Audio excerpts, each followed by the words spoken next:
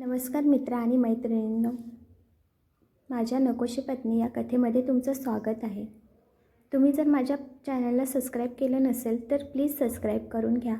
तुमचा एक सबस्क्राईब माझ्यासाठी खूप महत्त्वाचा आहे आणि ही माझी मनापासून विनंती आहे तुम्हा सर्वांना.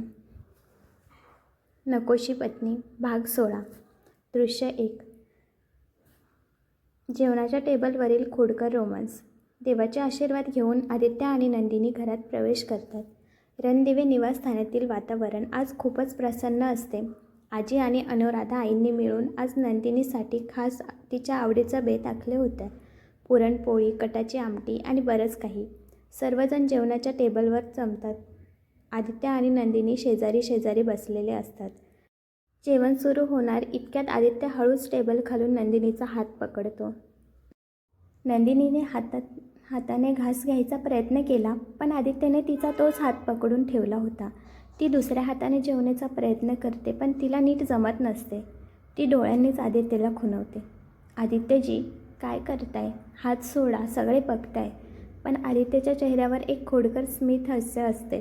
तो हात सोडायला तयारच नसतो. नंदिनी जेवत नाही हे बघून अनुराधा आई काळजीने विचारतात, काय झालं नंदिनी? तू जेवत का नाहीस? जेवण नाही आवडलं का तुला? नंदिनी घाबरून म्हणते, नाही आई, तसं काही नाही. जेवण खूप छान आहे, मी जेवते ना. पण तरीही ती जेवण सुरू करू शकत नव्हती. आदित्य मिश्किलपणे हसतो आणि सर्वांसमोर जाहीर करतो, आई, तुझ्या सुनेला कदाचित माझ्या हातून जेवायचं आहे म्हणून ती जेवत नाही. हे ऐकताच टेबलवर हास्यांची कारंजी उडतात. नंदिनी लाजेने पूर्णपणे गुलाबी होते. तिला आदित्यचा थोडा रागही येतो, पण त्याचं हे खोडकर वागणं तिला आवडायला पण लागतं. दृश्य 2. आदित्यचा हट्ट आणि प्रेमाचा घास. ईशा हसून म्हणते, भाई, मग कशाची वाट बघतोयस? भरव ना वहिनीला, तिला भूक लागली असेल. आदित्य हसतो आणि एका हाताने नंदिनीचा हात धरून ठेवतो आणि मग दुसऱ्या हाताने तिला प्रेमाने घास भरवू लागतो. नंदिनीला सर्वांसमोर आदित्यच्या हाताने खायला खूपच संकोच वाटत असतो. तिचे डोळे लाजेने खाली झुकलेले असतात. पण आदित्यच्या डोळ्यात आज एक वेगळीच चमक असते. तो प्रत्येक घासासोबत तिला विश्वासाची आणि प्रेमाची साथ देत असतो. आजी आणि आई हे बघून मनोमन सुखावतात. त्यांना खात्री पटते की आता आदित्य आणि नंदिनीच्या संसारात पुन्हा कधीच दुरावा येणार नाही. जेवण झाल्यावर नंदिनी हळूच आपला हात सोडवून घेते आणि लाजत किचनमध्ये निघून जाते. दृश्य 3. ईशाचा पश्चाताप आणि वहिनीचे निस्वार्थी प्रेम. जेवण आटोपल्यावर नंदिनी आपल्या रूममध्ये जाते. तिथे ईशा आधीच तिची वाट बघत असते. नंदिनीला बघताच ईशा धावत येते आणि तिला घट्ट मिठी मारते. ईशाचे डोळे भरून आलेले असतात. वहिनी, मला माफ कर गं. तुझ्यामुळे मी आज माझं नाव खराब होण्यापासून वाचलं आणि तू स्वतःच्या संसाराचा विचार नाही केलास. सर्वांचा अपमान सहन केलास, पण माझी अब्रू वाचवण्यासाठी तू शांत राहिलीस. मी तुला किती चुकीचं समजले होते ना. सॉरी वहिनी. ईशाचा आवाज रडण्याने कातर होतो. नंदिनी ईशाचे अश्रू पुसते आणि तिला प्रेमाने जवळ घेते. ईशा, वेडी आहेस का बाळा? तू माझ्यासाठी माझ्या लहान बहिणीसारखी आहेस आणि बहिणीसाठी एवढं तर कोणीही करेल. जे झालं ते विसरून जा आता आणि तुझ्या संसाराकडे लक्ष दे. तुला सुखी बघणं हीच माझ्यासाठी मोठी गोष्ट आहे. पुन्हा एकदा नंदिनीच्या खांद्यावर डोके ठेवून रडू लागते. नंदिनीच्या या थोर मनापुढे ईशा आज पूर्णपणे नतमस्तक झाली होती. ती बोलते, वहिनी, तुझ्यासारखी जीव लावणारी वहिनी मिळायला नशीब लागते आणि मी खरोखरच नशीबवान आहे. दृश्य 4. आदित्यचा अभिमान आणि नवी शपथ. आदित्य रूमच्या दरवाजाबाहेर उभा राहून या दोघींचे बोलणे ऐकत असतो. नंदिनीची ही निस्वार्थी वृत्ती पाहून त्याच्या मनात तिच्याबद्दलचा आदर अजून वाढला. त्याच्या डोळ्यात आनंदाश्रू येतात. तो मनाशीच विचार करतो, कशी आहे ही मुलगी? एवढी निस्वार्थी कशी असू शकते? ज्यांनी तिला घराबाहेर काढलं, तिच्या चरित्र्यावर संशय घेतला, त्याच कुटुंबासाठी ती आज स्वतःच्या सुखाचा त्याग करायला तयार आहे. आणि अशा मुलीचा मी इतकं दुःख दिलं, तिला नाकारलं. सॉरी नंदिनी, खरोखर मी तुझा मोठा गुन्हेगार आहे. आदित्य तिथेच भिंतीला टेकून उभा राहतो आणि स्वतःशीच म्हणतो, नंदिनी, आज या क्षणापासून मी तुला प्रॉमिस करतो की तुझ्या डोळ्यात मी पुन्हा कधीच पाणी येऊ देणार नाही. तुला जगभरातलं सर्वच सुख देणं हीच माझ्या आयुष्याचं एकमेव ध्येय आहे. तू माझी आहेस आणि मी तुला कधीच पुन्हा गमावणार नाही. आदित्यच्या चेहऱ्यावर आता एक प्रकारचे समाधान असते, कारण त्याला त्याच्या आयुष्यातील सर्वात मौल्यवान हिरा पुन्हा एकदा मिळाला होता. दृश्य 5. कल्पनेपलीकडील सरप्राईज आणि प्रेमाची जादू. रणदिवे निवासस्थानी आता सर्व काही सुरळीत झाले होते. आदित्यने मनाशी काहीतरी पक्के ठरवले होते. दुपारीच त्याने ईशाला बाजूला बोलावले आणि सांगितले, ईशा, आज संध्याकाळी तू नंदिनीला घेऊन थोडा वेळ बाहेर जा. तिला शॉपिंगला किंवा कॉफीला घेऊन जा, पण तिला घरातल्या कोणत्याही गोष्टीचा सुगावा लावू देऊ नकोस. ईशाला लगेच समजले की भाई काहीतरी मोठं सरप्राईज प्लॅन करतोय. ती हसली आणि म्हणाली, ठीक आहे भाई, तुझा प्लॅन सक्सेसफुल करण्याची जबाबदारी माझी. आदित्यने घरातील सर्व नोकरांना स्ट्रिक्ट वॉर्निंग दिल्या होत्या. रूम सजवायला आणि स्वतः पण तयारीला लागला होता. त्याने त्याचा अवाढव्य रूम पूर्णपणे बदलून टाकला होता. रूमच्या प्रत्येक कोपऱ्यात ताजी मोगऱ्याची आणि गुलाबांची फुले सजवली होती. भिंतीवर मोजक्या सुंदर मेणबत्त्या लावल्या होत्या, ज्यांचा मंद प्रकाश रूममध्ये एक वेगळाच रोमॅन्टिक फील देत होता.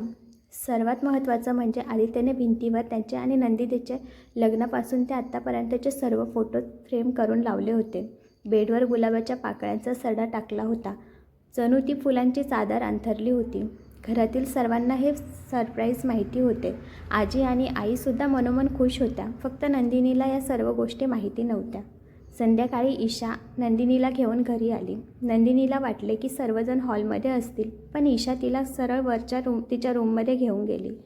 वहिनी, तू आत जा, मला थोडं काम आहे, असे म्हणून ईशा निघून गेली. नंदिनीने संशयाने दरवाजा उघडला आणि ती स्तब्धच झाली. तिच्यासमोर तिचे स्वप्नवत जग उभे होते. मंद प्रकाश, फुलांचा सुवासाने भरलेलं हवा आणि भिंतीवरचे त्यांचे फोटो बघून तिच्या डोळ्यात आनंदाश्रू आले. ती हळूहळू रूममध्ये चालत गेली. बेडवर पाकळ्यांच्या मधोमध एक सुंदर गिफ्ट बॉक्स ठेवलेला होता. तिने तो बॉक्स उचलला आणि उघडला. त्यात एक छोटी चिठ्ठी, ज्यावर लिहिले होते, माझ्या सुंदर बायकोसाठी हे छोटंसं गिफ्ट, तुझा आदित्य. नंदिनीने गिफ्ट उघडले तर त्यात एक अत्यंत प्रेशियस बेबी पिंक रंगाचा नेटचा वन पीस ड्रेस होता. त्यावर बारीक डायमंडचे खडे चमकत होते. तो ड्रेस इतका सुंदर होता की नंदिनीच्या चेहऱ्यावर एक गोड स्माईल आली. तिला विश्वासच बसत नव्हते की आदित्यजींनी तिच्यासाठी एवढं सगळं केलंय. दृश्य 6. कानातली कुजबूज आणि डायमंड रिंग. नंदिनी त्या ड्रेसकडे बघून हरवून गेली होती. इतक्यात तिला जाणवले की कोणीतरी मागून आले आहे. आदित्यने तिला हळूच मागून येऊन मिठीत घेतले. त्याची हनुवटी तिच्या खांद्यावर विसावली होती. आदित्यचा उबदार स्पर्श जाणवताच नंदिनी पूर्णपणे शहारून गेली.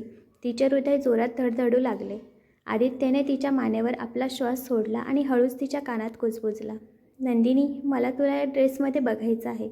प्लीज हा ड्रेस माझ्यासाठी घालशील का? ती लाजून लाल झाली आणि तिने मानेने होकार दिला आणि वॉशरूममध्ये निघून गेली. थोड्या वेळाने नंदिनी बाहेर आली. तो बेबी पिंक ड्रेस तिच्यावर अतिशय खुलून दिसत होता. तिचे मोकळे केस, तो चमकणारा ड्रेस आणि तिच्या चेहऱ्यावरचे लाजणे पाहून आदित्य तिच्याकडे बघतच राहिला. तो तिच्याजवळ गेला आणि तिचा हात धरून रूमच्या दुसऱ्या बाजूला घेऊन गेला. तिथे त्याने कॅन्डल लाईट डिनरचा सेटअप लावला होता.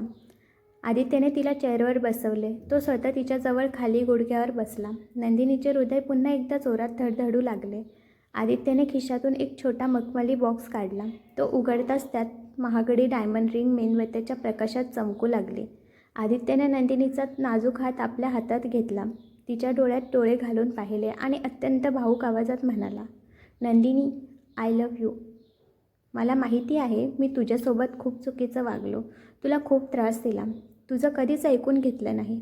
पण आता मी मनापासून तुला सांगतो की तुझ्यावर पुन्हा कधीच अविश्वास दाखवणार नाही, तुला कधीच अंतर देणार नाही, तुला नेहमी सुखात ठेवेन. मागच्या त्या सर्व चुकांसाठी मला तू माफ करशील का? आणि माझ्यासोबत एक नवीन आयुष्याला सुरुवात करशील का? नंदिनीच्या डोळ्यात पाणी आले. तिला जे ऐकायचे होते ते आज आदित्यने स्वतःहून सांगितले होते. तिने आदित्यचा हात घट्ट धरला आणि म्हणाली, आदित्यजी, माझं पण तुमच्यावर खूप प्रेम आहे. I love you too so much. दृश्य 7. गैरसमज दूर आणि प्राचीचा पर्दाफाश. दोघांच्या मनातले प्रेम व्यक्त झाले होते, पण नंदिनीच्या मनात अजूनही एक शंका होती. ती अचानक नाराज झाली. आदित्यने विचारले, काय झालं नंदिनी? अशी सॅड का झालीस? नंदिनी कातर आवाजात म्हणाली, आदित्यजी, तुम्ही तर प्राचीवर प्रेम करत होतात ना, मग आज हे सर्व? आदित्यने तिला मध्येच अडवले आणि म्हणाला, नाही नंदिनी, माझं प्राचीवर कधीच प्रेम नव्हतं. ते फक्त एक अट्रॅक्शन होतं, गैरसमज होता. प्रेम काय असतं हे मला तुझ्यासोबत राहून समजलं.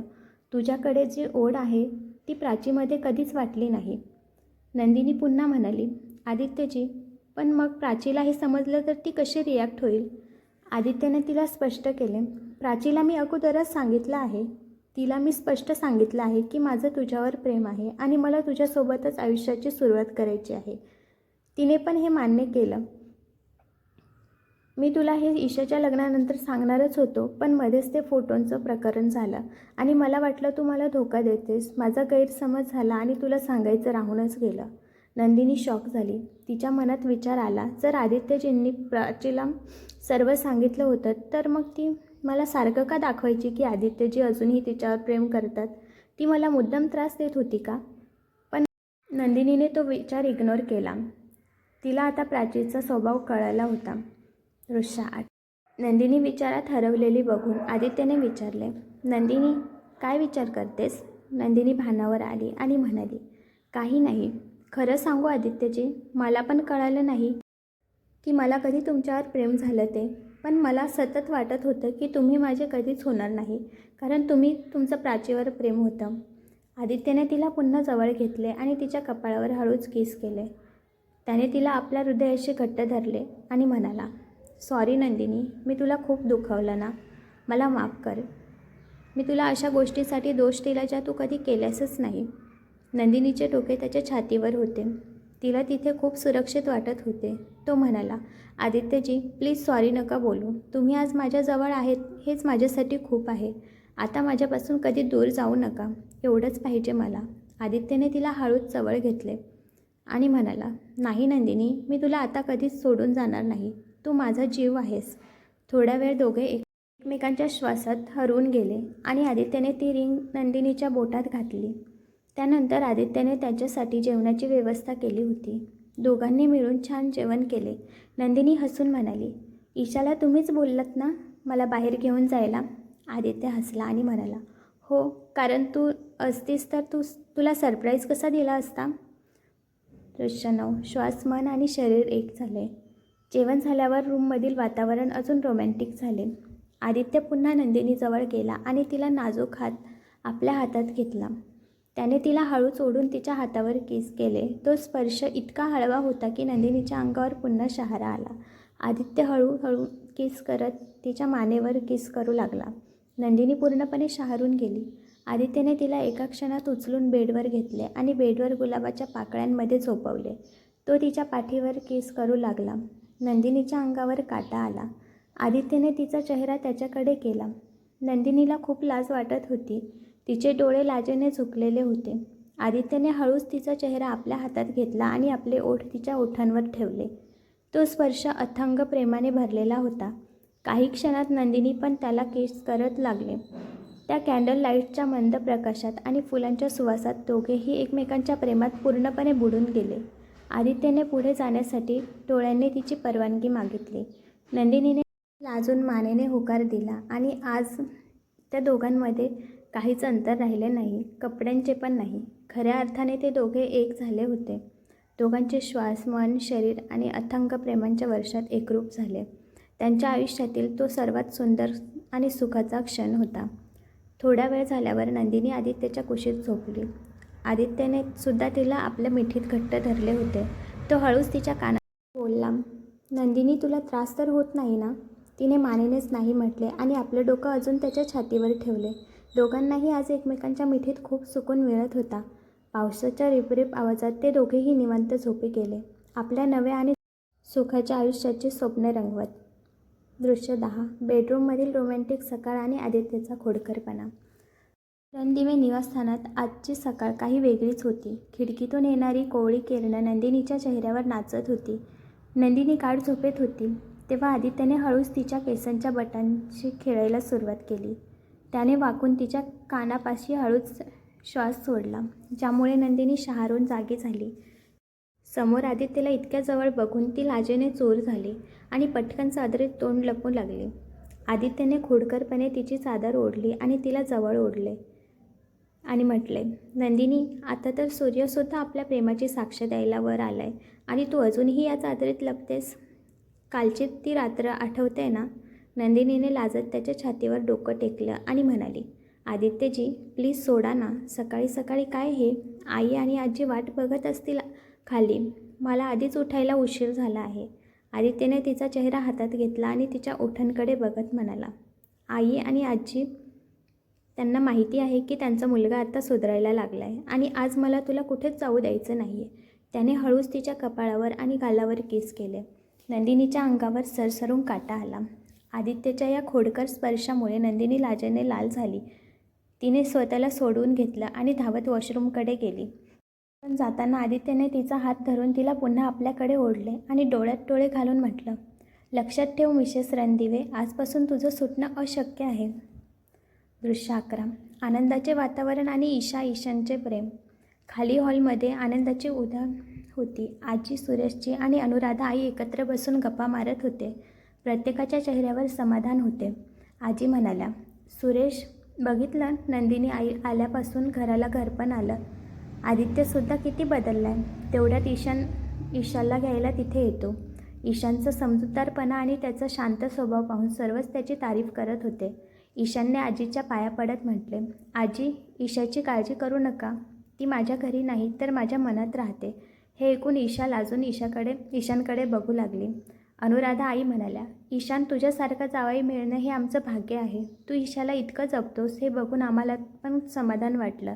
आणि त्या दिवशी तू ईशाला समजून सांगितलं की नंदिनीची चुकी नाही हे तुला समजल्यावर तू ईशाला हिंमत दिलीस सर्वांना खरं सांगायला. आणि तिने ते सांगितले म्हणून आम्हाला नंदिनी निर्दोष आहे हे समजले आणि आमची सून आज आमच्यासोबत आहेत. ईशान, मी एवढं पण मोठं काम नाही केलं. नंदिनी वहिनी निर्दोष होत्या आणि ईशाला फक्त जे खरं आहे ते सांगायला सांगितलं, बाकी काही नाही. तेवढ्यात आदित्य आणि नंदिनी पण तिथे येतात. आदित्य, ईशान, खरंच तू खूप मोठी गोष्ट केलीस माझ्यासाठी. तुला नाही माहिती, मला माझं आयुष्य परत मिळालं तुझ्यामुळे. आदित्य नंदिनीकडे बघत बोलतो आणि नंदिनी पण त्याच्याकडे बघते. त्या दोघांच्या डोळ्यात एकमेकांसाठी खूप प्रेम दिसत होतं. आदित्य म्हणतो, ईशान, तुला हे ईशाचं सर्व माहिती असून पण तू ईशाला स्वीकारलंस, त्यासाठी पण तुझे आभार मानले तेवढे कमी आहेत. ईशानने ईशाचा हात हातात घेतला आणि म्हणाला, आदित्य, ईशावर प्रेम आहे माझं आणि तिच्या पास्टमध्ये काय झालं ते आमच्या आजच्या आयुष्यात नाही येऊ द्यायचं. ईशाचे पण डोळे भरून आले. त्यांच्यातलं ते सुसंस्कृत आणि खोल प्रेम बघून सर्वांना भरून आले. मात्र कोपऱ्यात उभ्या असलेल्या प्राची आणि करुणा आत्या यांच्या डोळ्यात मात्र जळफळाट स्पष्ट दिसत होती. नंदिनी पण ईशान जाते आणि त्याचे आभार मानते. ईशान बोलतो, वहिनी, तुम्हाला माझे आभार मानायची काहीच गरज नाही. उलट मीच तुमचे आभार मानायला पाहिजे. तुम्ही जे ईशासाठी केले ते कोणीच करू शकत नाही. सर्व नाश्ता करतात आणि मग ईशाला घेऊन घरी जातो. दृश्य 12. सानिका समीरची ऑफिसमधील गोड तक्रार. दुसरीकडे सानिका आज AR ग्रुपमध्ये जॉईन झाली होती. सानिकाने ऑफिसचे फॉर्मल्स घातले होते आणि ती खूप आत्मविश्वासाने वावरत होती. समीर तिला बघताच तिची छेड काढायला आला. समीर, काय गं मिरची मॅडम, आज ऑफिसमध्ये पण आग लावणार का? सानिका फाईलने त्याला मारत. समीर, हा AR ग्रुप आहे, ती चाळ नाही. नीट वागायचं, नाहीतर बॉसला सांगून तुझी तक्रार करेन. समीर हसून म्हणाला, अरे बापरे, सानिका मॅडम पॉवरमध्ये आल्या वाटतं. पण लक्षात ठेव सानिका, ऑफिसमध्ये तुझा बॉस मीच आहे आणि तू कितीही मोठी झालीस तरी माझ्यासाठी तू तीच भांडकुदळ सानिका असणार. हे डिपार्टमेंट समीरच्या अंडरमध्ये असते म्हणून इथले सर्व व्यवहार तो बघतो. दोघांच्या या टॉम अँड जेरी सारख्या भांडणांमागे आता प्रेमाचा एक हळवा धागा गुंफला होता. समीरला सानिकाचा तो स्वाभिमानी स्वभाव खूप आवडला, तर सानिकाला समीरची तो काळजी घेण्याची पद्धत मनाला भिडायची. ऑफिसमधील सर्व लोक त्यांच्या या गोड तक्रारीकडे बघून हसत होते. दृश्य 13. नंदिनीचा स्वाभिमान आणि आदित्यचं प्राऊड मोमेंट. नंदिनी आणि आदित्य पण गाडीतून ऑफिसला निघाले होते. अर्ध्या रस्त्यावर आल्यावर नंदिनीने अचानक गाडी थांबवायला सांगितली. नंदिनी, आदित्यजी, तुम्ही जा पुढे, मी इथून पायी पायी येते. आदित्य अचंबित होऊन नंदिनीकडे, हे काय वेडेपणा आहे? तू माझी पत्नी आहेस, आपण सोबत जाऊया ना? नंदिनी, नाही आदित्यजी, तुम्हीच एकदा म्हणाला होतात ना की ऑफिसमध्ये कोणाला कळायला नको मी तुमची बायको आहे ते.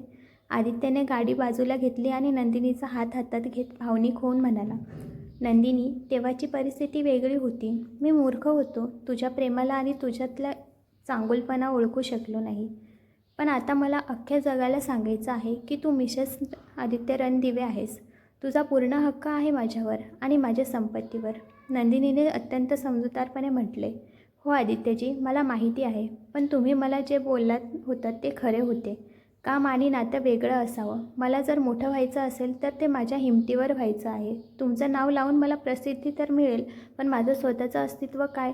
स्वतःच्या मेहनतीवर ओळख निर्माण करायची आहे मला.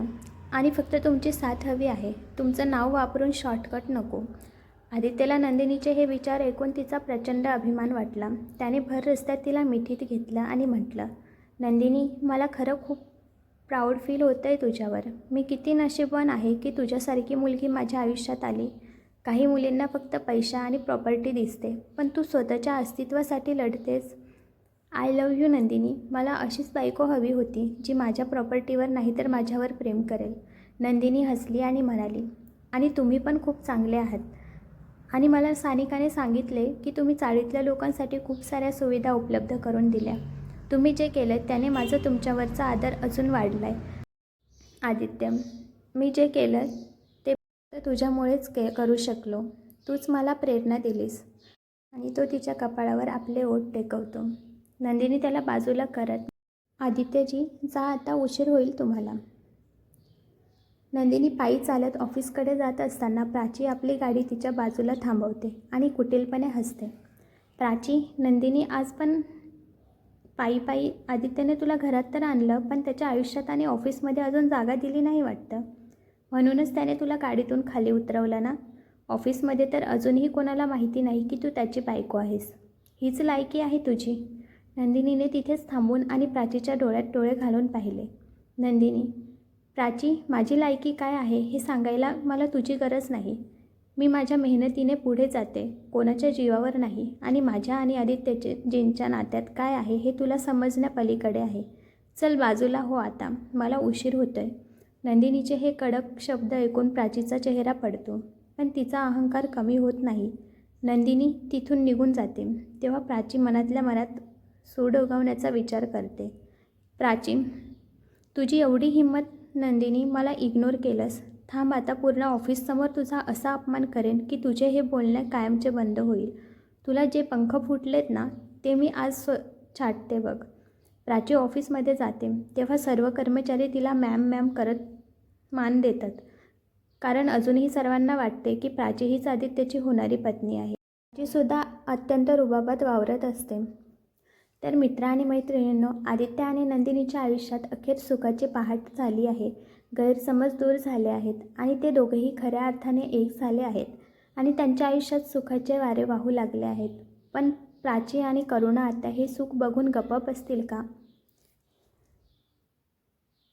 मीर आणि सानिकाची जोडी आता काय धमाल करणार पाहायला विसरू नका. नकोशी पत्नीचा पुढचा भाग. आणि चॅनलवर नवीन असाल किंवा अजून सबस्क्राईब केलं नसेल तर आत्ता सबस्क्राईब करा.